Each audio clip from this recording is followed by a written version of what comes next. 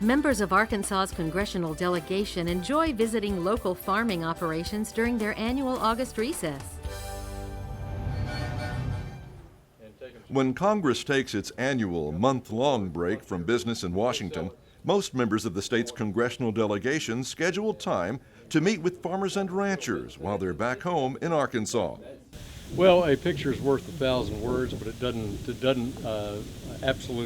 not take the place of being on the ground with the farmer, seeing their place, seeing what their livelihood is geared from, and seeing all the love that they put into the land.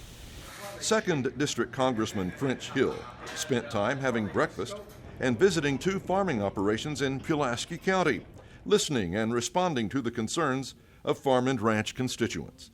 He even had the opportunity to examine and sample raw honey from beehives at the Bemis Tree Farm. The number one issue I think I hear about when I visit with our farmers today and other times is the water issue. And you're going to see us be on offense about water rules that work and don't burden the private sector in trying to produce the kind of food and protein that we need for our society.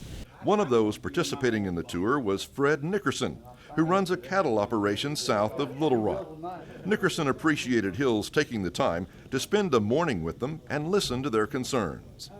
Well, he's going to carry some water issue concerns back to Washington, some EPA regulations concern, and he gave us assurance that he would consider those and keep us informed as to how those regulations impact us here as ag people here in the state of Arkansas.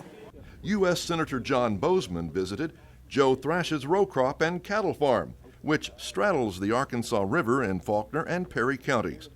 Parts of Thrash's soybean acreage had to be replanted after the river flooded last spring. Bozeman wanted to see for himself how the flood impacted Thrash's operation. Good to get out here. It's good to talk to the farmers, ask them about the regulatory burdens. Today we're looking at storm damage, flooding, things like that, making sure that the programs that we have in place, are working for the farmers, the crop insurance, things like that. While Bozeman and Hill are hopeful of getting meaningful legislation, such as regulatory reform, through Congress when they return, they both say it will likely be after the nation has a new administration before that legislation is approved.